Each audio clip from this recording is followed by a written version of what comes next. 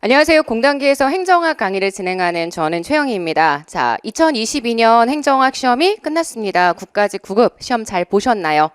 네, 아마 필수 첫 해라고 생각을 해서 다들 걱정도 많이 하시고 긴장도 하시고 시험을 보셨을 것 같은데 일단 시험 보시느라 너무너무 고생 많으셨고요. 저랑 20문제 아주 짤막하게 간단하게 풀어볼 거고요. 좀 상세한 해설지들을 원하시는 분들은 이미 카페에 해설지 자료들을 업로드했으니 그 해설 자료를 참고해 주셔도 될 것 같습니다. 지금 어떤 문제가 출제가 되고 그래서 그 문제를 어떻게 공부해야 하는지 이걸 보는 것도 되게 중요하겠지만 오늘 국가직 본날 이 해설을 들으시는 분들은 앞으로 내가 지방직 시험은 어떻게 대비를 해야 할지 그런 부분들이 궁금해서 들으시는 분들이 훨씬 많을 거라고 생각을 합니다. 간단하게 총평 진행하고요. 저희 20문제에 대한 해설 들어가도록 하겠습니다.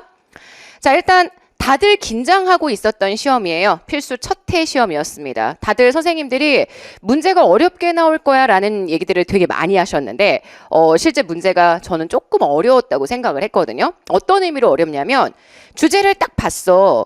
근데 그 주제가 나한테 되게 생소한 주제는 아니었단 말이에요. 그래서 그렇게 어려운 내용이 없네? 라고 여러분들이 조금 우습게 보시고 문제를 시작하시지 않았을까라는 생각이 듭니다. 근데 막상 선지를 읽어보니 난도가 그렇게 다 마냥 평이했던 것은 아니었거든요. 보시면 7번에 나카무라 스모루드 모형. 네, 굉장히 까다롭게 출제가 됐죠.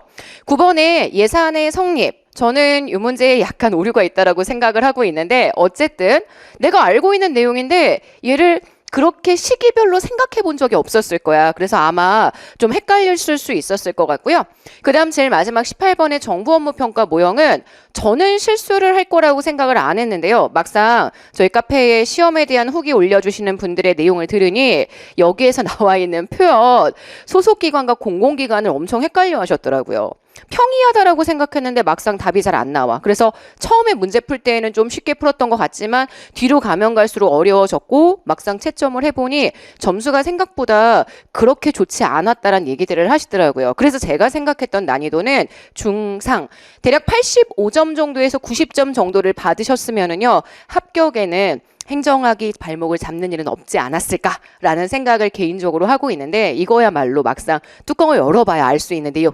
이기 때문에 저는 중상 정도로 생각을 하고 있고요.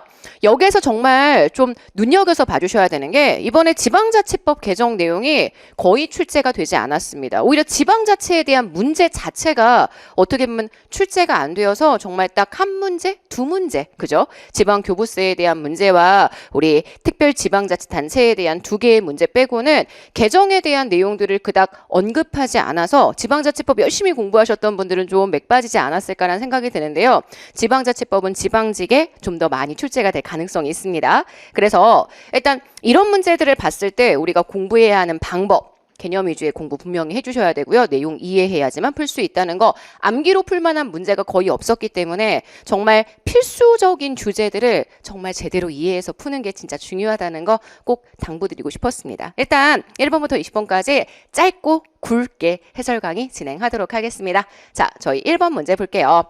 직업공무원제의 특징에 대한 문제가 출제가 됐고요. 4장 인사행정론의 문제입니다. 아시겠지만 되게 젊을 때 공무원을 뽑아서요. 평생 동안 일할 수 있도록 만들어주고 가능하면 폐쇄적인 충원 방식을 통해 외부에서 인사가 들어오지 않도록 만들어주는 계급제의 기반을 두고 있는 공무원 임용 방식, 바로 직업공무원제죠.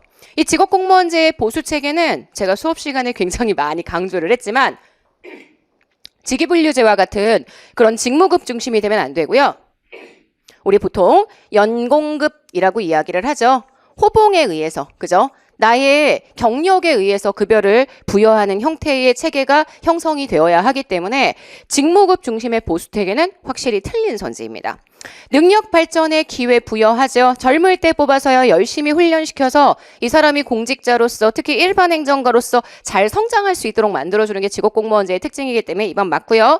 폐쇄적인 충원 방식 사용하게 되죠. 직업공무원제는 폐쇄적 임용 방식을 원칙으로 합니다. 그리고 공무원들을 정말 정년까지 적극적으로 신분 보장을 해주기 때문에 뭐 다들 평이하게 푸셨던 문제가 아니었을까라는 생각이 듭니다. 정답은 1번 되는 거 보실 수 있고요. 자, 2번 들어가겠습니다. 자, 이번 정책론 전체 문제 중에 가장 정답률이 높은 문제입니다. 그만큼 여러분들이 쉽게 푸시지 않았을까라는 생각이 들고요. 정책 분류는 정책론의 가장 핵심 내용이죠. 그래서 보통은 로이나 작년처럼 리플리와 프랭클린에 대한 문제가 많이 출제가 됐는데 이번에는 알몬드와 파웰의 분류 방식이 출제가 되었습니다. 그래서 정책의 유형 중에 정책 목표에 의해 일반 국민들에게 인적인 자원, 물적인 자원, 그런 자원을 부담시키는 정책을 물어보고 있고요. 당연히 징집이나 징세와 같은 추출 정책의 내용 해당하는 것 알고 계시죠? 일단 정답은 너무 쉬웠지만 우리 정책에 대한 분류는 로이도 그리고 리플리와 프랭클린도 굉장히 많이 출제가 되는 주제이기 때문에 이 알몬드와 파웰의 분류까지 함께 다 정리를 해서 문제 풀어봐 주셔야 되고요. 특히 알몬드와 파웰은 지금 보는 추출 정책에 대한 내용, 그리고 상징 정책에 대한 내용, 이 두 가지의 정책 내용을 다른 학자들과 달리 분류의 기준에 넣었기 때문에 이 두 구에 관련된 문제들, 예시들도 같이 기억을 해주셔야 될 것 같아요. 자, 이번에 정답은 그래서 1번, 저희는 3번으로 넘어가도록 하겠습니다. 자, 이거는 제가 지난 수요일 날 이번 주였습니다. 법령 특강 진행했었는데요. 그 법령 특강에서 엄청 강조를 했던 내용입니다. 뭐 직위분류제는 당연히 출제가 될 거라는 거 알고 계셨을 거예요. 다만 출제가 됐을 때 내가 정말 원래 알고 있던 대로 잘 풀 수 있는지, 실수를 안 할 수 있는지, 이게 정말 중요했던 파트인 것 같은데요. 직위분류제의 기본 개념을 제대로 이해하셨다라면 문제를 푸는 것 자체가 어렵지는 않았을 것 같아요. 직위분류제는 아시겠지만 공직의 구조를 설계하는 방식입니다. 그래서 크게 세 가지, 보통 우리가 얘기하는 종류, 내가 하고 있는 일의 종류, 그 다음 내가 하고 있는 일의 난이도, 얼마나 어렵고 쉬우냐. 어렵고 쉬운 건 보통 책임을 얼마나 지느냐의 정도까지 같이 연결이 됩니다. 그래서 이 세 가지를 가지고요, 공직의 체계를 분류해 주게 되면 그게 직위분류제. 그래서 직위분류제의 맨 처음 직위는 한 사람의 공무원에게 부여할 수 있는 직무 종류와 그에 대한 책임을 설명하기 때문에 1번은 당연히 맞는 선지가 되고요. 그 직위를 모아서 가장 작은 집단을 만들어주면 그걸 직급이라고 표현을 하죠. 그래서 직급할 때 제가 가장 강조했던 부분이 뭐냐면은 직급의 특징은 인사행정을 완전 똑같이 할 수 있다. 하는 일의 종류도 같고 난도도 같고 책임도 같기 때문에 이 직급 사이에서 움직이게 되면 우리가 그걸 전보라고 표현을 하잖아요. 동일 직급 사이에서 수평적인 이동을 하면 전보라고 얘기를 한단 말이야. 전보가 가능할 만큼 완전 동일한 인사의 체계를 가지고 있는 게 직급입니다. 그래서 직무의 종류도 유사해야 되고요. 곤란도, 책임도 절대 다르면 안 돼. 같아야 돼. 그래서 2번이 틀린 선지죠. 오히려 지금 나와 있는 여기 표현, 직무의 종류는 비슷한데 곤란도와 책임도가 다르다라면 9급부터 1급까지 같은 종류의 일을 담당하는 사람들을 모아놓는 바로 직렬 개념으로 설명을 해줄 수가 있기 때문에 2번은 직렬에 대한 설명, 직급에 대한 설명이 아니어서요. 틀린 선지가 되고요. 자, 3번 직류는요. 제가 직렬보다 항상 작은 개념이라고 얘기를 했습니다. 직류는 그래서 동일한 직렬 내에서, 동일 직렬 안에서 직렬보다 작게 담당 업무가 동일한 직무의 군을 의미한다라고 얘기할 수 있고요. 자, 직무 등급이 우리가 보통 얘기하는 등급입니다. 이런 게 낯설면 안 돼. 내가 분명히 등급은 받는데 직무 등급 안 받네? 자, 이렇게 생각하시면 안 되고요. 내용을 이해하시는 분들이라면 직무의 등급을 결국 등급이라고 얘기하는구나. 자연스럽게 나와야지. 직무의 곤란도, 책임도가 유사해서 동일한 보수만 줄 수 있어. 인사를 완전히 똑같이 할 수는 없고요. 보수만 비슷하게 줄 수 있습니다. 그래서 이러한 직위의 군을 의미한다. 맞는 선지가 되죠. 그래서 직위분류제의 기본 개념 그대로 출제가 된 거예요. 정답 몇 번이냐면 정답은 2번. 사실 이런 문제는 정답률이 거의 100% 나와야 한다라고 생각을 하는데 여러분이 그냥 문장을 암기하시다 보면 실제 시험장에서 이런 것들을 선지로 만났을 때 되게 당황하실 수 있다라는 거. 그래서 내용을 제대로 이해하고 꼭 정리를 해주셔야 합니다. 자, 3번의 정답은 2번이고요. 4번 갈게요. 윌슨의 규제정치 모형입니다. 수업 시간에 많이 강조했던 내용이고요. 대부분 빈집이 온다고 이러고 외워. 제가 지금 보는 이 시험지를 누군가가 푸신 시험지의 원본을 사진으로 찍어서 받았어요.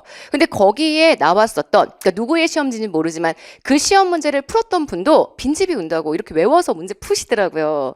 자, 내용 볼게요. 윌슨의 규제정치 모형입니다. 윌슨은 규제로 인해서 발생하는 정치 상황에 대한 걸 설명하기 위한, 규제로 인해서 발생하게 되는 정치 상황에 대한 걸 설명하기 위한 4가지의 모형을 주장을 하죠. 정부의 규제로 발생하게 되는 비용이 상대적으로 작고 엠빵돼서 자꾸 이질적인 불특정 다수에게 부담이 돼. 그래서 이 비용 부담자, 규제로 인해서 피해를 보는 사람들은 그닥 적극적으로 활동하지 않습니다. 규제로 인해서 피해를 보는 사람들은 굉장히 소극적으로 활동을 하는데, 근데 편익은 크고 동질적인 소수, 원래 크고 동질적인 소수에게 현재 편익이 집중된다면 이들은 굉장히 자신들의 편익을 추구하기 위한 적극적인 활동을 해주게 되거든요. 제가 수업 시간에 뭐라고 말씀드렸냐면 이렇게 지금 편익이 동질적인 소수에게 귀속되는 경우 규제를 엄청 찬성하기 위한 로비를 겁나 할 거고, 이게 우리가 보통 얘기하는 규제로 인한 반사적인 이득, 지대고 그 지대를 추구하는 행동이고, 그 지대의 추구 때문에 관계 공무원들이 만약에 포획된다라고 이야기를 해주게 되면 요게 바로 고객 정치의 상황이라고 이야기를 해줄 수 있죠. 헷갈리시는 분들 많은데요. 고객 정치의 상황은 규제를 찬성하는 로비를 주로 하고요. 기업가 정치는 이거와 반대로 규제를 격렬하게 반대하는 형태의 로비가 나타나게 된다. 이렇게 생각해 주시면 규제 정치 모형을 굳이 빈집이 운다고 이렇게 정말 말도 안 되는 그러한 표현으로 암기하실 필요가 없거든요. 그래서 이러한 상황에서 상당한 이익을 얻을 수 있는 소수 집단, 정치 조직화의 편익이 자신들에게 제도적으로 보장될 수 있도록 정치적 압력을 행사한다. 이게 바로 지대 추구 활동이 되겠죠. 정답이 되는 건 2번인 것 확인하실 수 있고요. 윌슨, 규제는 자주 출제가 되는 영역이니까 지방직에서도 또 다루어질 수 있다는 거 내용 정리 꼭 해주셔야 합니다. 자, 저희는 5번으로 갈게요. 너무 쉽게 나왔습니다. 동기에 관련된 이론, 내용 이론과 과정 이론 분류는 제가 수업 시간에 진짜 상세하게 했었던 내용인데요. 좀 그 상세하게 했었던 게 아까울 정도로 문제가 되게 단순하게 출제가 되었습니다. 행정학에 이런 암기 형태가 필요한 문제가 있기는 합니다. 하지만 모든 문제가 이렇게 출제가 되는 게 아니고요. 여기 주로 국가직과 지방직에서 선지 굉장히 까다롭게 풀었던 내용이기 때문에 지방직 공부하실 때 이렇게 나왔던 국가직만 생각하시고 암기 대충 하고 넘어가야지 이러시면 안 됩니다. 자, 갈게요. 동기 유발의 과정을 설명하는 과정 이론. 그래, 동기 유발에 대한 걸 설명하는 이론은 크게 두 가지. 내용 이론과 그다음 과정 이론 두 가지로 설명을 해줄 수가 있죠. 내용 이론은 구체적인 욕구의 내용이 있다. 그래서 거기에 잘 건드리면, 그 욕구의 내용을 잘 건드리면 동기 유발이 된다. 아니다. 욕구는 내용을 따로 가지고 있지 않고 오히려 동기 유발을 어떻게 하는지의 과정이 훨씬 중요하다. 그래서 과정 이론의 대표적인 게요. 블룸의 VIE 기대 이론, VIE 세 개의 곱하기가 사람들의 동기를 유발시킬 수 있다. 애덤스의 공정성 이론, 타인과 나를 비교해서 비용 대비 편익의 공정성 정도가 동기를 유발할 수 있다. 로크의 목표 설정 이론, 목표에 따라서 어떤 목표를 내가 추구하느냐에 따라 동기가 유발될 수 있다. 세 개 모두 다 지금 과정 이론에 해당하고요. 자, 엘더퍼의 ERG 이론, 욕구의 내용이 있죠. 이건 내용 이론이고요. 맥그리거의 마찬가지로 X 이론, Y 이론. 여기에 플러스 시켜서 지금 메슬로우의 이론이라든지 혹은 맥그리거의 이론 플러스 저희 이런 이론들이 다 해서 내용 이론에 해당한다라고 정리를 해줄 수 있습니다. 그래서 문제의 정답이 되는 것은 기억, 니은, 디귿 1번 되는 거 보실 수 있죠. 자, 6번 문제로 넘어가겠습니다. 자, 이번에 특별지방자치단체에 대한 문제가 출제가 됐죠. 지방자치법 개정 영역에서 유일하게 이 문제가 출제가 됐는데 대부분 자치단체 조합으로만 여러분들이 생각을 하고 계시는 특별지방자치단체의 여러 가지 종류들이 있죠. 그 특별지방자치단체에 대한 내용이 이번 지방자치법 개정에 좀 상세하게 법제화되어서 문제가 내용이 들어가는데 그 부분을 그대로 문제로 출제한 부분입니다. 그래서 지방자치법에 특별지방자치단체에 대한 조항 그대로 를 선지로 구현하고 있는 문제여서요. 요건 특별지방자치단체에 대한 기본 내용을 알고 계시는 분들이라면 충분히 잘 풀었을 수 있을 것 같아요. 자, 1번입니다. 일단 특별지방자치단체는 2개 이상의 지방자치단체가 공동으로 특정한 목적을 위해서 광역적인 사무를 처리할 필요가 있을 때 수도권의 도시교통을 위해서 자치단체 조합을 만들거나 혹은 대전에서 쓰레기 처리를 할 때 자치단체 조합을 만들어 이런 것들 다 자치단체 조합으로 특별지방자치단체에 해당하는 내용이 되잖아요. 지금 보시는 것처럼 이렇게 특별한 행정적 사무, 광역적으로 처리해야 하는 행정적 사무가 있으면 그때 특별지방자치단체를 설치할 수 있고요. 보통의 지방자치단체와 같이요, 법인격을 가지게 됩니다.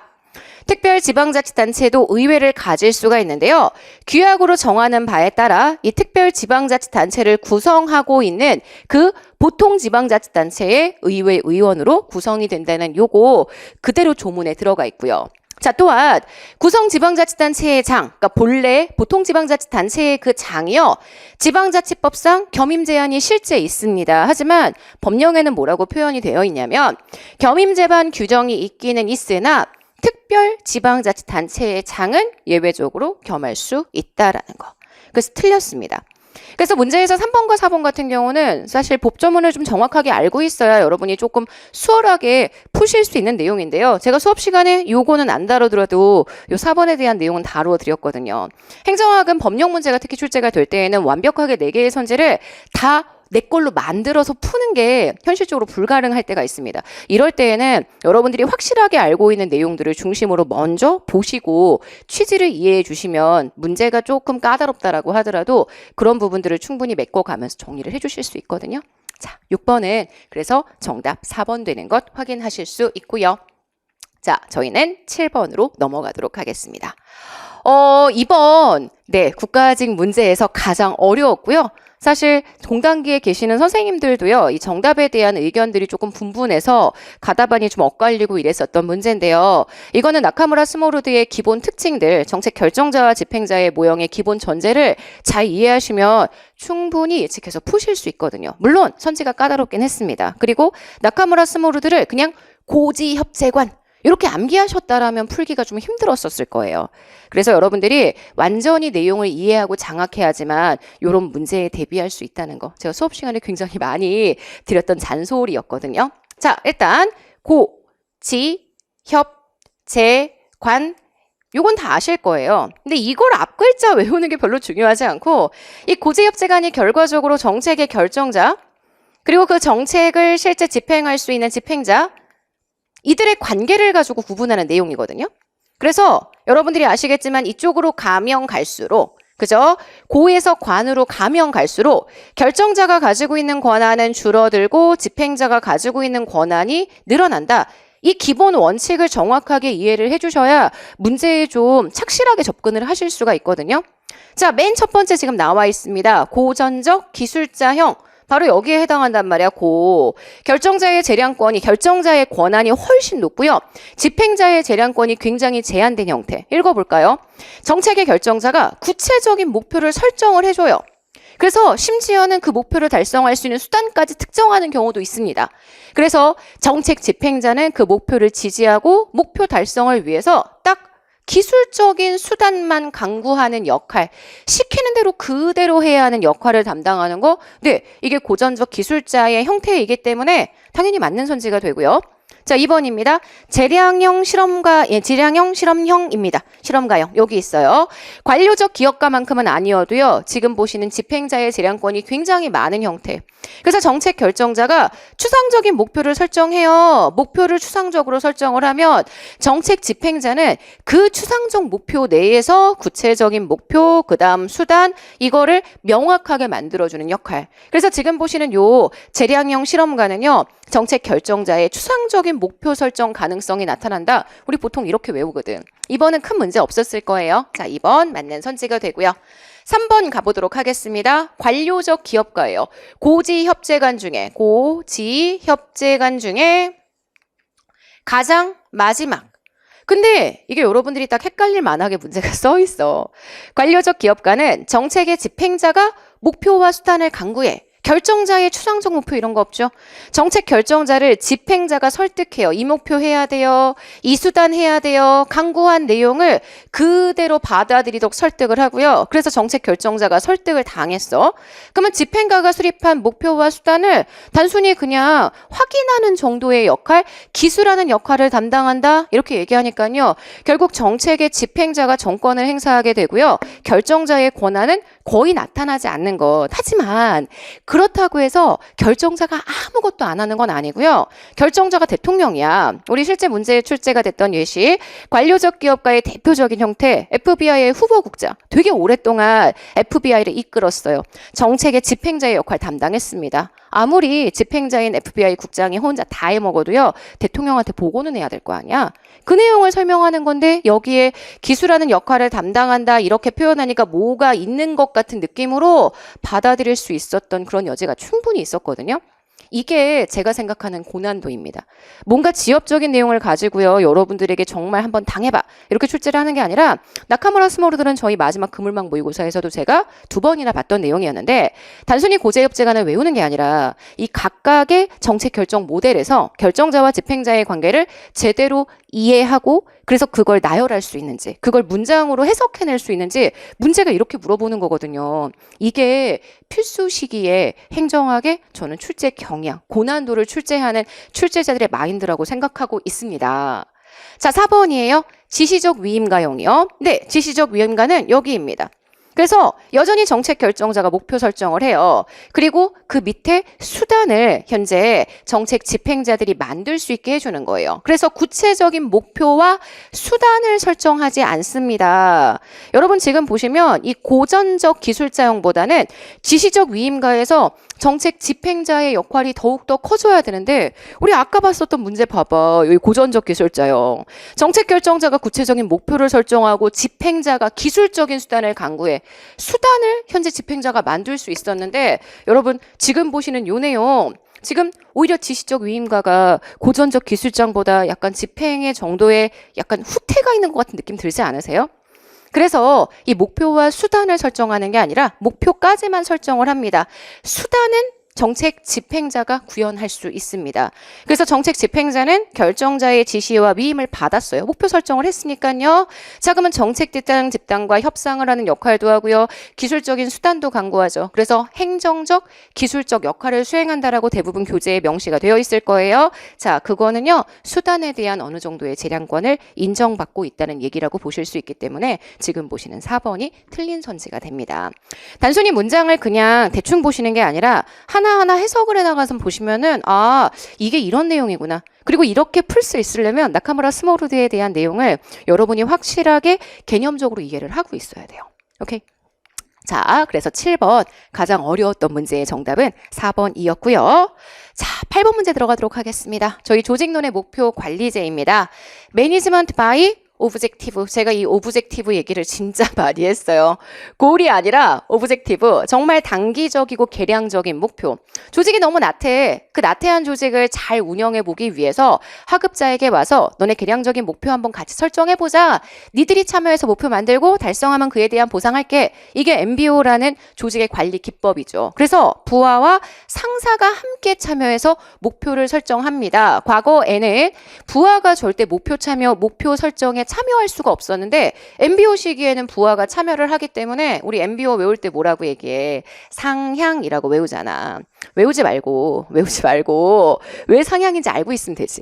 절대 중단기적인 목표를 설정할 수가 없습니다. 그래봤자 부하에게 이번 달의 판매량, 이번 달의 매출액, 단기적이고 계량적인 목표의 설정에 참여를 시켜주는 거라고 얘기할 수 있기 때문에 단기적인 오브젝티브를 강조한다. 이건 제가 수업 시간에 정말 많이 설명했던 내용이고요. MBO의 이름 자체에 들어가 있는 내용입니다. 공직의 내배 상황이 안정적이고 예측 가능한 조직에서 성공 확률이 높죠. 그래서 여전히 조직을 폐쇄 체제로 생각한다. 그래서 제 기회북이라는 책에 딱 들어가 있어요. MBO는 폐쇄 체제에 강하다. 개방 체제적인 관점이 나타나지 않는다. 그래서 요거 맞는 선지고요. 개별 구성원들의 직무 특수성을 반영하기 위해 목표의 정성적 그다음 주관적 성격이 강조가 된다. 이 단기적인 오브젝티브의 제일 큰 문제가요. 주관화시킬 수 있는 질적 목표를 설정하기 힘들다라는 거. 양적인 목표를 통해서만 MBO가 만들어질 수가 있기 때문에 이런 정성적이거나 주관적인 성격의 그러한 목표들이 반영되기 어렵다라는 게 단점 중에 하나입니다. 그래서 정보 부문에서 사용하기 굉장히 어려워요. 우리 뭐 이거와는 다른 얘기지만 맨 마지막 균형 성과표에 대한 내용들을 아마 조직관리기법에서 많이 보셨을 텐데 우리 우리가 지금 보는 이 MBO라는 기법 같은 거는 정말 단기적 계량적 수치 목표를 중심으로 조직을 관리하는 기법인데 정부 조직이 이러한 단기적 수량적인 목표들로만 구성되어 있지는 않거든요. 그래서 이 MBO를 정부 부문, 공공부문에 적용하기 어렵다는 단점도 많이 보셨을 거예요. 그냥 단순히 외우려고 하지 마시고 스토리라인의 흐름을 쭉 보시면서 이해하고 접근해 주시면 훨씬 쉽게 푸셨을 수 있을 것 같습니다. 자, 8번의 정답은 그래서 2번 기억 디귿되고요. 저희는 9번 갈게요. 자, 이 문제는 저는 사실 문제가 좀 이상하다고 생각을 했습니다. 아니, 어떻게 이런 문제를 출제하지? 동일한 회계연도 예산의 성립이라는 시점을 기준으로 했어. 자, 그랬을 때 시기적으로 빠른 것부터 순서대로 나열한 것. 문제가 약간 저는 오류라고 생각을 했던 게 본 예산과 수정 예산은 제출을 하는 시점에 분명히 차이가 있습니다. 여러분들이 공부하셨으니까 아실 거예요. 요거는 회계연도 개시 120일 전까지 절차대로 제출된 당초 예산을 의미하고요. 예산이 지금 현재 국회에서 심의하고 있는 중이야. 그랬을 때 만약에 본 예산에 수정이 필요해. 그러면 그때 중간에 제출하는 예산이 수정 예산인데 문제가 물어보는 건 제출 시점이 아니라 성립 시점입니다. 성립은 본회의 의결을 통해서 성립이 돼요. 그러니까 지금 보시는 본 예산과 수정 예산은 성립하는 시점이 사실 동일한 예산이기 때문에 얘네들의 순서를 누가 더 먼저 성립을 하느냐 이런 질문 자체가 성립을 안 해. 준예산은요. 준예산은 아시겠지만요. 회계연도 개시 때까지 예산이 성립이 안 돼. 그러면 전년도 예산에 준해서 그냥 집행을 하는 거예요. 그러니까 특정한 어떠한 예산의 성립이란 절차를 가질 수가 없기 때문에 우리가 준예산의 성립 시점을 따로 설명하기가 굉장히 어렵고요. 추경은 예산안이 이미요 성립이 됐습니다. 그래서 회계연도 개시가 됐단 말이에요. 그랬는데 추가적으로 돈이 필요해. 그러면 그럴 때 추가적으로 정말 특정한 사유 때문에 돈이 필요하면 그때 예산을 다시 편성하는 거기 때문에 지금 보시는 요 네 가지의 예산 내용 중에서 추경이 가장 마지막에 성립되거든요. 그러니까 수정 예산과 본 예산의 성립 시점은 동일하고요.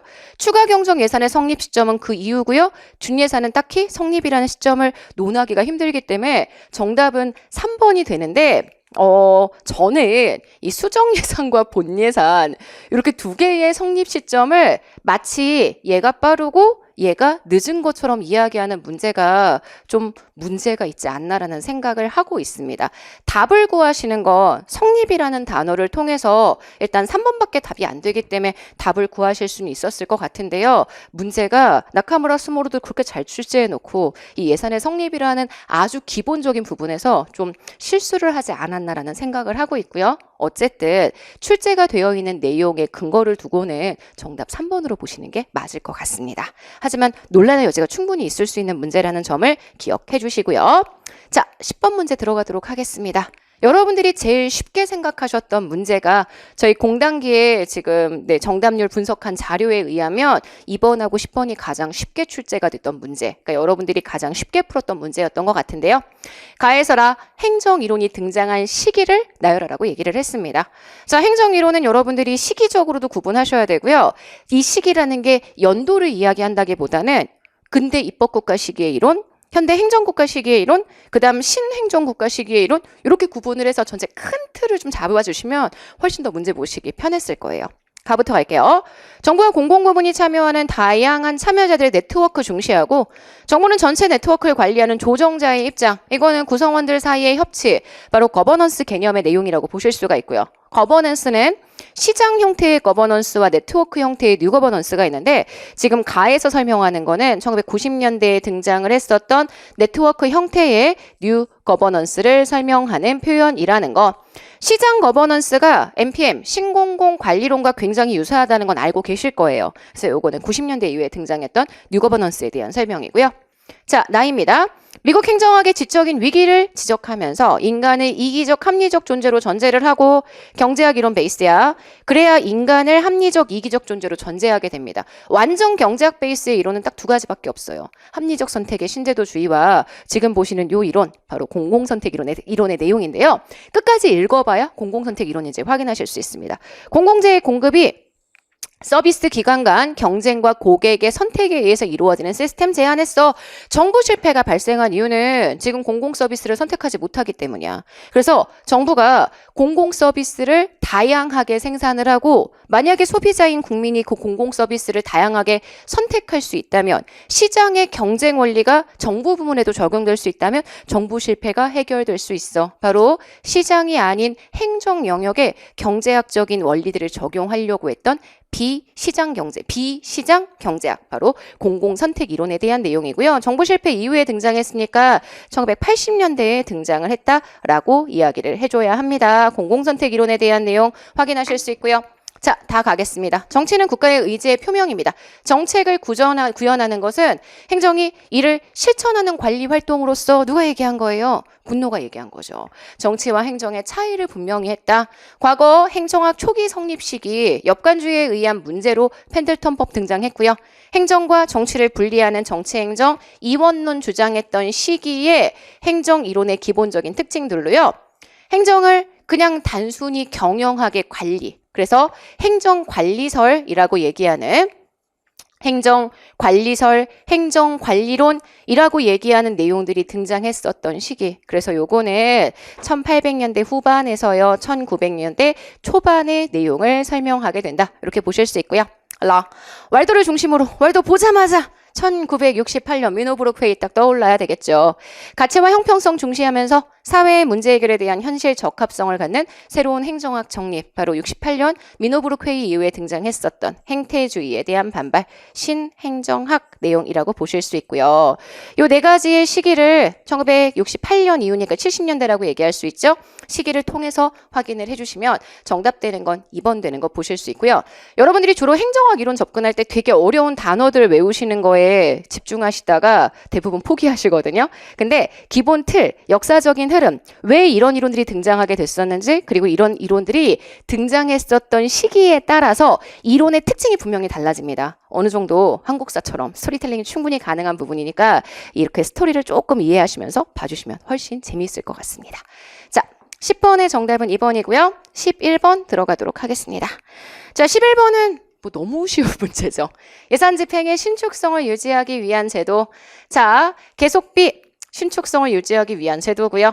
수입 대체 경비, 예산의 이체, 뭐 구구절절 설명하지 않아도요. 5년 단위의 사업에 대해서 미리 예산을 편성해서 그에 대한 집행에 들어가. 혹은 수입을 경비로 대체해서 알아서 쓰게 만들어. 혹은 정부 조직의 개편을 통해서 조직의 예산을 바뀐 대로 쓸 수 있게 만들어. 당연히 신축성. 외우시는 내용 아니고 읽어보시면 됩니다. 의미만 정확하게 파악해 주시면 돼요. 하지만 예산의 배정, 재배정은 아시겠지만 기재부가 각 중앙관서장에게 집행할 수 있는 권한을 허락해. 중앙관서회장이 각 실무부처에게 다시 집행할 수 있는 권한을 허락해줘.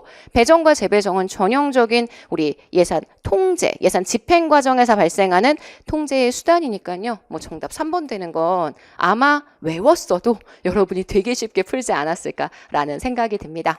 자, 12번 갈게요.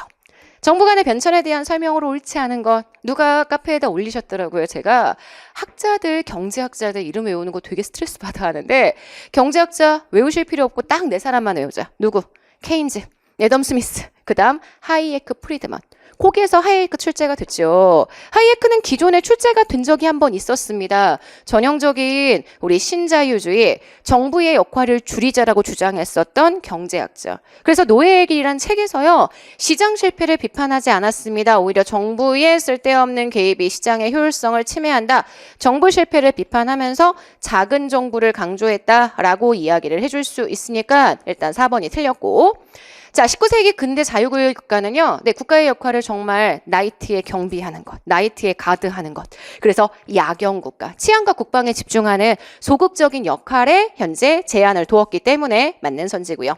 1929년 경제대공황 이후에 케인즈주의, 루즈벨트 대통령의 뉴제 정책은 큰 정부관을 강조했고요. 미국의 행정국가가 시작되는 데 기여를 합니다. 미국의 행정국가 시기라고 얘기한다면 from New Deal to Great Society. 그래서 from New Deal, 뉴딜부터 시작하고요. 큰 정부관 강조하는 건 너무 당연하지. 세 번째, NPM, 신공공 관리론은 실제 영국의 대처리즘을 통해서 지금 미국의 레이거노믹스, 레이건 대통령 시기의 경제 정책을 통해서 구현이 됐고요. 그래서 작은 정부 지향이라는 부분과 연결될 수 있겠죠. 자, 문제의 정답이 되는 것은 4번, 바로 하이에크를 잘못 설명했기 때문에 4번이 되는 것 보실 수 있고요. 행정학자들, 경제학자들 다 외우려고 하지 않으셔도 됩니다. 문제가 출제가 되는 몇 개의 학자들이 있으니 학자의 이름 괜히 용 써서 외우려고 하지 마시고 흐름상으로 중요한 학자들 위주로 정리를 해주셔야 합니다. 자, 13번입니다. 자, 인사행정론에 국가공무원법 내용이 굉장히 많이 출제가 되죠. 그에 대한 선지고요. 우리 자주 봤었던 내용들 위주로 나왔기 때문에 선지 힘들어하셔도, 법령 선지 힘들어하셔도 문제를 정말 한 번에 딱 정리할 수 있으셔야 합니다. 자, 공무원의 신분 변경과 소멸에 대한 설명으로 옳지 않은 것, 직권면직, 직위해제, 그 다음 강임, 세 개는 절대 징계가 아니다. 제가 거짓말을 좀 보태서 한 100번쯤 설명을 했던 것 같아요. 법률상 징계의 종류로 규정되어 있지 않다. 그래요. 직권 면직은요, 공무원의 신분은 보유하지만 말 그대로 업무, 직무를 하지 못하도록 해주는 게 바로 직권 면직이라고 얘기를 해줄 수 있는데, 아니죠. 직권 면직이라고 하면 직위해제하고 달리 아예 공무원을 못하게 하는 건데 직권으로 면직시키는 강제 퇴직의 방법이죠. 근데 법률상 징계의 종류에 해당하지 않거든요. 그건 지금 보시는 직위 해제도 마찬가지입니다. 4번 가볼까요? 임용권자는 직무 수행의 능력 보종을 이유로 직위 해제를 받은 공무원이 직위 해제 기간에 능력의 향상을 기대하기 어렵다라고 인정이 돼. 그러면 직권 면직을 통해서 공무원의 신분을 박탈할 수 있죠. 직위 해제, 직권 면직 두 가지에 대한 설명으로 옳은 내용들이라고 이야기를 해줄 수 있고요. 그래서 1번과 4번 두 개는 현재 맞는 선지가 됩니다. 2번이에요. 정직. 네, 전형적인 징계의 유형이죠. 정직 기간 중에는 일을 못하죠. 그리고 업무를 하지 않았을 때 제가 임금은 지급되지 않는다는 거. 보수의 절반을 감하는 게 아니라 보수의 전액을 감해야 하기 때문에 지금 보시는 요 2번은 틀린 선지가 되고요. 자, 3번입니다. 임용권자는 사정에 따라 공무원 본인의 의사에도 불구하고 휴직을 명해야 한다. 어떻게 보면 되게 어색한 표현이다. 나는 일을 하고 싶은데 지금 공무원으로서 국가에서 나보고 일을 하지 말래. 넌 쉬어야 돼. 라고 얘기하는 거야. 언제? 아플 때. 되게 쉽게 생각하세요. 내가 너무 아파. 근데 난 일하고 싶어. 그러면 회사에서 나한테 뭐라고 얘기할 거냐면, 정부에서 뭐라고 할 거냐면, 야, 너 아프잖아. 좀 쉬어야 돼. 분명히 이렇게 얘기할 수 있고요. 내가 만약에 노조 활동하고 있는데 노조 전임자가 됐어. 그럼 당연히 노조 전임자는요, 휴직 상태에서 노조 전임자로서의 활동을 해야 되거든요. 그러면 내가 아무리 일하고 싶어도 국가에서 야, 넌 휴직해야 돼. 하고 명할 수 있다는 내용이야. 이것도 취지를 기억하시면 네, 할만하거든요. 이 부분이 되게 서프라이즈하게 전혀 출제가 안 되는 영역이라고 한다면 여러분이 외우셔야 하지만 이게 자주 출제가 되는 영역이라면 여러분들이 취지가 무엇인지를 충분히 생각해 보셔야 하거든요. 그러면 훨씬 더 암기도 쉽게 될 수 있다는 걸 기억해 주세요. 자, 참고로 직권 면직은 아예 공무원의 신분을 박탈하는 거고요. 직위 해제는 공무원 신분은 유지를 하되 직무에 종사하지 못하도록 만들어주는 것 둘 다 징계는 아니라는 것 다시 한번 확인해 주시면 될 것 같습니다. 자, 13번 정답은 2번 되고요. 자, 그 다음 2번. 그죠? 14번으로 들어가도록 하겠습니다. 자, 립스키의 일선 관료제. 수업 시간에 많이 강조했어요. 정책 집행 모형이고요. 정책 집행에서 일선 관료들, 고객을 정말 가장 최하위에서 다양하게 만나는 정말 행정에서는 가장 꽃인데 여러분이 일선 관료가 되시는 건데 일선 관료들이 사실 행사할 수 있는 재량권이 굉장히 많아. 근데 업무 환경이 너무 안 좋아. 척박해. 공무원들에게 기대하는 것도 너무 많고 자원도 부족하고 그래서 결국 일선 관료들이 재량권을 충분히 발휘해서 창조적이고 효율적인 행정을 할 수 있는데도 불구하고 그걸 하지 못하는 현실을 개탄하는 그런 종류의 이론이 바로 립스키의 일선 관료제 이론이라고 얘기를 해줄 수 있거든요. 그래서 그 일선 관료들이 처하는 업무의 환경, 이의 특징을 물어보는 거예요. 일선 관료들은 재량권 되게 많습니다. 하지만 자원이 너무 부족해요. 그리고요, 국민들이 일선 관료의 권위에 도전을 합니다. 상급 공무원들한테는 절대 도전하지 않는데 하급 공무원들을 좀 우습게 보거나 민원을 막 넣거나 이래서 일선 관료가 가지고 있는 권위에 대해서 좀 우습게 하는 경우들이 있죠. 자, 게다가 너무 기대도 많아요. 해달라고 해주는 일도 부탁하는 일도 너무 많아. 나의 자원은 부족한데 자꾸 나에게 무시를 보내고 그 다음 모호하고 대립된 기대를 통해서 정말 일선관료에게 원하는 게 너무 많고 당연히 지치고 힘들죠. 그래서 일선관료들은요. 단순하고 정형화되어 있는 정책에 집행을 하고요. 단순하고 정형화되어 있는 정책 집행. 오, 나 이 표현 어디서 봤는데? 그래. 일선 관료들이 힘드니까 자꾸 업무를 단순하게 처리하려고 하는 거야. 재량권이 마치 없는 것처럼 행동한다는 거야. 근데 얘를 요 뒤에 정책 대상 집단이 누군데요? 국민이요. 이런 사람들. 권위에 대해서 도전하고 모호하고 대립되는 기대를 일선 관료에게 보내는 그런 사람들. 수식이 안 되잖아. 근데 여기에 이 표현을 너무 자주 보셨던 분들, 그런 분들을 노리고 이 표현을 조금 다르게 바꾸면 문제 잘 맞을 수 있나? 이렇게 해서 지금 출제하고 있는 것도 확인하실 수 있거든요. 그러니까 단순 암기처럼 문제를 출제를 했지만 결과적으로 내용을 구체적으로 알고 있는지 문제가 물어보고 있다는 거. 그래서 지금 14번의 정답이 되는 선지 4번인데요. 얘도 그냥 보실 때는 별로 어렵지 않다라고 생각하다가 딱 보니까 뭐지? 한 번 더 생각하게 만들어주는 그런 형태의 문제이자 선지였다는 걸 기억을 해주세요. 행정학이 단순 암기처럼 보이는 문제들이 많지만요. 사실 함정도 굉장히 많고 여러분이 진짜 제대로 내용 이해하고 있는지 보기 위한 문제들 많이 배치하니까 공부하실 때 암기보다는 이해 위주의 공부를 해주셔야 합니다.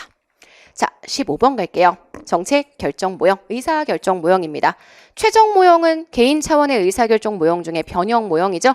정책 결정자가 합리적인 의사결정을 해야 하는데 합리 포괄의 근거를 두고 있는 의사결정을 해야 되는데 직관, 판단, 통찰, 절대 합리성으로 설명하지 못하는 초합리성조차도 의사결정에 반드시 동원되어야 한다. 요게 최종 모형이죠. 맞는 선지고요.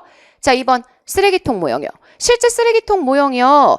대학 조직처럼 대학에서 무언가 의사결정을 진행하는 과정을 보고 만들어진 모형입니다. 그래서 이러한 것들을 집어넣는 거예요. 내용 제대로 알고 있는지 보려고.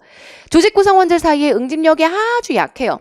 이걸 조직화된 무정부 상태라고 이야기를 하죠. 여기에서 정말 우연한 기회에 문해 참선, 문제, 해결책, 참여자, 선택에게 네 가지가 결합을 하면 정말 변칙적으로 그죠? 날치기라든지 짐 빼기 같은 그런 변칙적인 의사결정이 나타나는 과정을 설명하기 위한 이론. 그래서 2번은 맞는 선지입니다. 3번이에요. 점증 모형은요.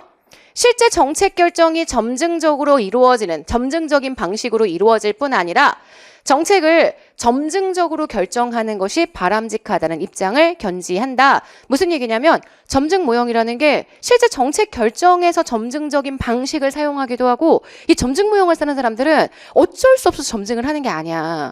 정치적인 의사결정이 중요하기 때문에 굳이 기존의 정책을 크게 바꾸지 않아도 돼. 지난번 했던 정책을 조금 수정해서 이번에 하는 게 훨씬 바람직해. 인간의 합리성은 되게 제한되어 있기 때문에 정책을 결정하는 과정 자체가 점증인 게 반드시 필요해. 이렇게 얘기하거든요. 뭔가 이것도요. 뭔가 함정이 있을 것 같은 느낌이야. 왜냐면 점증 모형이 점증으로 결정해. 이건 아는데 이렇게 뭔가 덧붙여놔서 이게 진짜 맞나? 내가 알고 있는 그 점증이 맞나? 이렇게 여러분들을 오해하게 만들잖아요. 그죠? 그래서 쉬운 문제라고 생각했는데 막상 보니까 이건 뭐지? 이런 생각 하셨을 것 같아요. 이게 출제자들이 문제를 나름 고난도로 출제했던 방법이라고 저는 생각을 하고 있습니다. 어쨌든 3번 맞고요.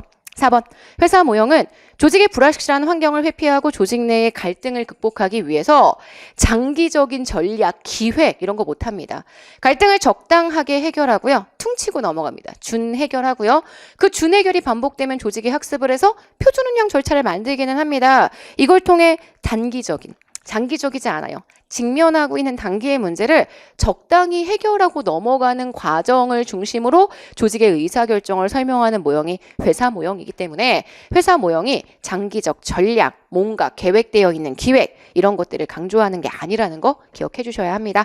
15번의 정답은 그래서 4번 되는 것 보실 수 있습니다. 저희는 16번 갈게요. 자, 요것도요. 되게 쉬운 문제인 것 같은데 헐 어떻게 해석해야 되지? 그러니까 여러분에게 해석의 여지가 있었던 문제들이 계속 나타난다는 점이 굉장히 중요하거든요. 공무원의 정치적 중립. 그래, 공무원은 정치적으로 중립을 지켜야 돼. 이게 정당화될 수 있는 근거. 당연히 공무원의 정치적 중립은 여러분 역관주의의 폐해, 정치적인 임용의 폐해를 극복하기 위한 실적주의와 함께 등장을 했습니다. 행정의 안정성, 전문성. 왜? 역관주의면 정치적인 임용이 이루어지기 때문에 요게 안 되거든요. 전문적인 행정가 뽑지 못하고요. 그리고 행정이 정권 교체될 때마다 공무원 모두 다 교체되기 때문에 안정적이지 못하거든요. 그러니까 기본적으로 이게 역관주의의 폐해를 극복하기 위한 실적주의로 인해서 등장을 했다. 요 실적주의의 특징들과 함께 정리를 해주시면 해석의 여지가 없습니다. 당연히 맞는 선지거든요. 자, 2번 공무원들이 정치적 중립을 지켜야 하는 것은 특정 당파의 영향을 받지 않도록, 그래서 국민 전체의 이익을 위해서 공평 무사하게 봉사해야 하는 신분이기 때문에 필요하고요. 하지만 공무원도 국민입니다. 정치적인 판단, 정치적인 어떠한 입장의 표명, 정치적 기본권을 가질 수 있습니다. 하지만 공무원이기 때문에 그 정치적 기본권의 일부 제한하는 게 공무원의 정치적 중립이기 때문에 오히려 공무원의 정치적 기본권은 정치적 중립으로 인해서 약화될 수 있다라는 것. 그래서 지금 보시는 3번은 정치적 중립의 정당화 근거에는 해당하지 않을 거고요. 공명선거를 통해 민주적 기본 질서를 제고할 수 있다. 공무원들이 말 그대로요. 지금 정치적인 중립을 지키고 있기 때문에 선거에 개입하지 않고, 그래서 결국 국민들 모두에게 동일한 행정 서비스를 제공할 수 있다라는 거, 민주적인 기본 질서, 모든 국민에게 평등하게 행정 서비스를 제공할 수 있다라는 점에서 요거 맞는 선지 될 수 있겠죠. 16번 정답되는 건 3번인 것 보실 수 있습니다. 자, 17번 갈게요. 지방교부세입니다. 지방교부세는 수업 시간에 굉장히 많이 정리를 했었던 대표적인 지방정부의 의존 재원입니다. 국고보조금과 제일 큰 차이가 정부가 봤을 때 얘네들이 돈이 부족하네? 라는 생각이 들었을 때 기준 재정 수입액의 수요액에 비해서 재정 수입이 별로 좋지 않을 때 재정력 지수 1보다 작다는 표현을 쓰죠. 그럴 때 재정의 균등화 기능을 담당하기 위해서 교부가 되는 거기 때문에 지방교부세는 지역 간 재정력 격차의 완화, 재정의 균등화 기능을 수행한다라고 얘기할 수 있고요. 종류가 4가지입니다. 보통교부세, 특별교부세, 부동산교부세, 소방안전교부세 이렇게 4가지로 구분을 하고요. 보통교부세와 특별교부세는 내국세의 일정 부율입니다. 19.24%에 해당하는 금액이 이 두 교부세의 재원이 되고요. 부동산교부세는 종합부동산세 전액을 재원으로 하고요. 소방안전교부세는 담배에 부과되는 개별 소비세의 45%. 그래서 지금 보시는 이 특정되어 있는 금액 내에서 교부가 이루어지는 거고요. 이건 신청주의를 원칙으로 하는 게 아니라 아시겠지만 국가가 정한 일정한 기준에 의해서 자동적으로 교부하기 때문에 신청주의를 원칙으로 한다라고 이야기하면 안 됩니다. 물론 특별교부세 같은 경우는 공부 좀 열심히 하신 분들은 아시겠지만 이건 지방정부가 필요한 경우에 신청을 해요. 하지만 특별교부세는 너무 작은 금액이고요. 대부분의 일반적인 교부세는 원칙에 의해서 정해져 있는 기준에 의해서 자동적으로 교부가 되기 때문에 신청주의를 원칙으로 한다. 이러면 안 되고요. 4번. 자, 부동산교부세는 종합부동산세를 재원으로 하고요. 전액을 지방자치단체에 교부한다. 봐봐, 이게 원칙이잖아. 그지? 신청이 아니잖아. 이거는 정해져 있는 비율을 그대로 교부하는 거라고 이야기를 해줄 수 있기 때문에 4번 맞는 선지가 됩니다. 자, 틀린 선지는 3번 되는 거 보실 수 있고요. 17번 교부세 공부 열심히 하셨던 분들은 쉽게 푸실 수 있던 문제가 아니었나 라는 생각이 듭니다. 자, 18번. 저는 이 18번 문제는 이번에 진행했었던 수요일 법령특강에서 너무 강조했던 문제였기 때문에 여러분이 절대 틀릴 리가 없다고 생각했었는데 굉장히 많은 분들이 여기 지금 나와 있는 이 공공기관을 눈이 삐었지, 그지? 이걸 소속기관이라고 읽고 문제를 푸셨던 분들이 있더라고요. 저도 제가 국가직 시험을 체험해보기 위해서 몇 번 시험을 보러 갔었는데요. 처음에 안 잡히면 끝까지 안 보여요. 문제는 첫 방에 푸셔야 합니다. 첫 방에 정확하게 읽어내 나가셔야 실수를 안 하세요. 이런 거 정말 나중에 시험장 끝나고 시험장에서 나와서 문제 보면 내가 이런 실수 왜 했지 이런단 말이야. 근데 시험장 내에서는 그 시험이라는 긴장과 스트레스 상황 때문에 정말 선지가 안 보이거든요. 그럴 때 딱 실수하기 좋습니다. 정부업무평가 기본법이요. 네, 행정학 2장에 얼마 안 되는 법령 내용 중에 하나입니다. 우리나라 정부업무평가 제도에 대한 설명으로 옳지 않은 것, 특정 평가, 중앙행정기관 대상이라는 게 정말 중요하거든요. 국무총리가 중앙행정기관과 소속기관, 그러니까 이게 중앙행정기관이야. 중앙행정기관에 소속되어 있는 기관이니까. 중앙행정기관을 대상으로요. 국정의 통합관리 2개 이상의 부처가 관련되어 있는 그러한 정부의 현안 시책 이런 것들을 위해서 평가해 주는 게 특정 평가이기 때문에 공공기관은 절대 대상이 될 수 없습니다. 심지어 공공기관은 제가 얘기했지만 이거는 외부 평가밖에 안 해요. 정부분 평가의 대상이 크게 셋이잖아요. 중앙행정기관과 소속기관, 지방자치단체와 소속기관, 공공기관까지 들어갑니다. 근데 이 공공기관이 특정 평가의 대상이 되지는 않아요. 아셨을 거예요. 알았는데 시험장에서 안 보였던 거지. 자, 2번 갑니다. 국무총리 소속하에 심의의결기구로 정부 업무평가위원회를 둔다. 맞는 선지고요. 자, 지방자치단체의 자체평가에 있어서 행정안전부 장관, 지방자치의 주무부 부서입니다. 그래서 이 행안부 장관이 지방자치단체가 자체평가를 해야 되는데 그 평가에 대한 지원을 해줄 수 있죠. 평가 잘할 수 있도록. 그래서 평가에 대한 지원할 수 있다. 그래서 지방자치단체는 여러분 자체평가하고요. 자, 자체평가하고요. 그 다음 평가에 대한 지원 있고요. 그리고 합동평가 이렇게 3가지의 평가가 있죠. 자, 4번입니다. 자체평가는 중앙행정기관 또는 지방자치단체가 소관 정책 등을 스스로 평가하는 것을 말합니다. 18번 그래서 정답이 되는 것은 1번인데 틀리신 분들은 조금 아쉬웠을 것 같아요. 모르는 내용이 아니었는데 왜 내 눈이 삐었을까 이런 생각하셨을 거예요.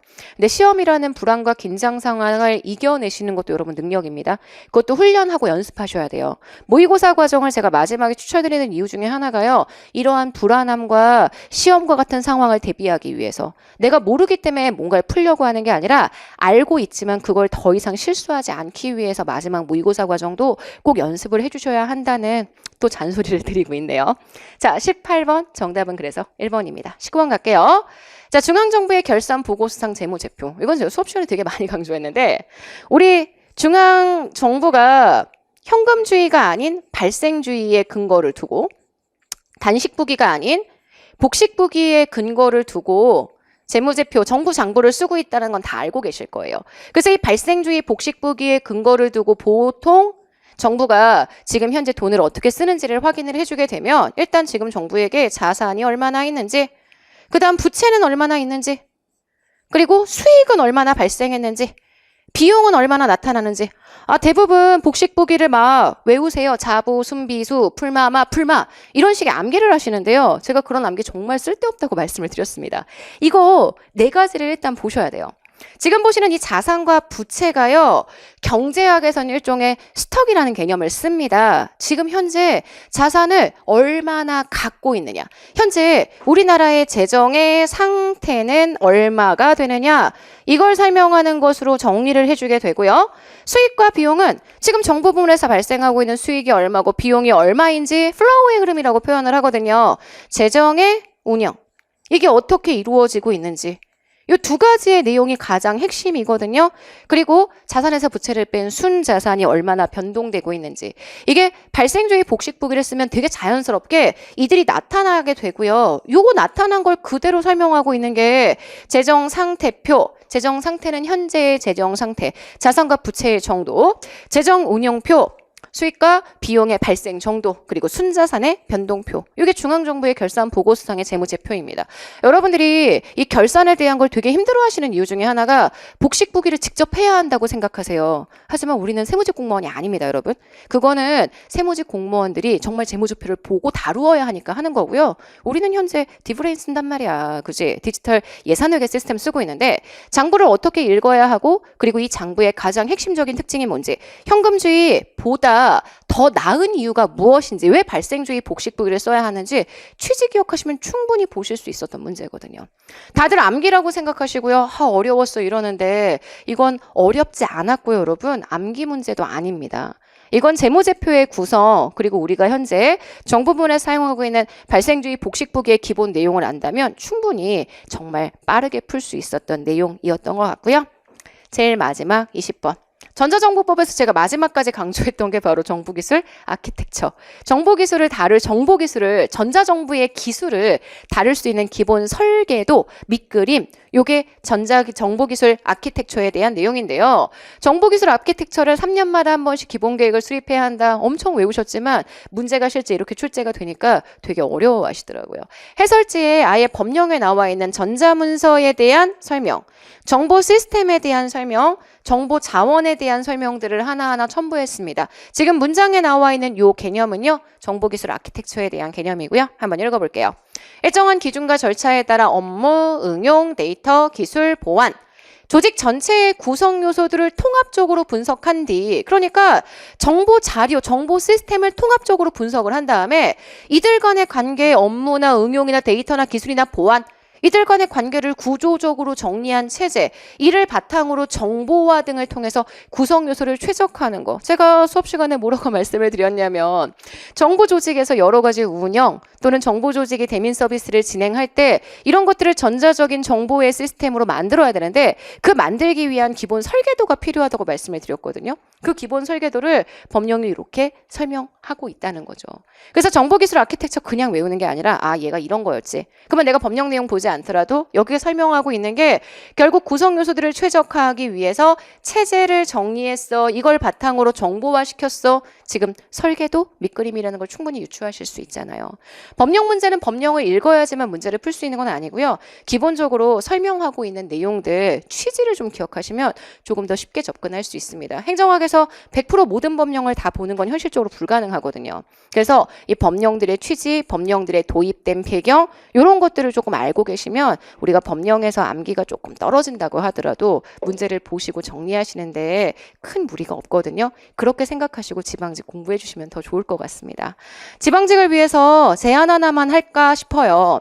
어떻게 지방직 시험을 준비해야 할지 고민하고 계실 것 같습니다. 일단 기본 개념 너무 중요합니다. 어떻게든 다시 정리하세요. 왜냐면 지금 문제가 출제가 된 게 단순 암기형으로 잘 안 나왔습니다. 내용 알아야 풀 수 있는 선지들이었기 때문에 기본 개념 다시 탄탄하게 의미 이해하면서 정리해 주시고요. 행정학은 기출이 가장 중요합니다. 기출문제 그냥 허투루 보지 마세요.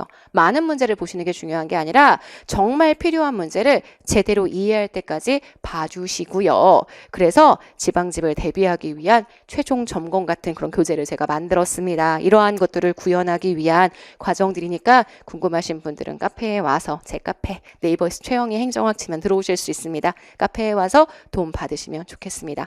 시험 보시느라 너무너무 고생 많으셨고요. 저희 또 다음에 특강이나 해설 강의 또 본 강의에서 만나도록 하겠습니다. 여러분 오늘은 좀 푹 쉬시고요. 내일부터 다시 지방직을 위해서 열심히 달려봅시다. 자, 여러분 너무 수고하셨고요. 오늘 푹 쉬세요. 고생 많으셨습니다.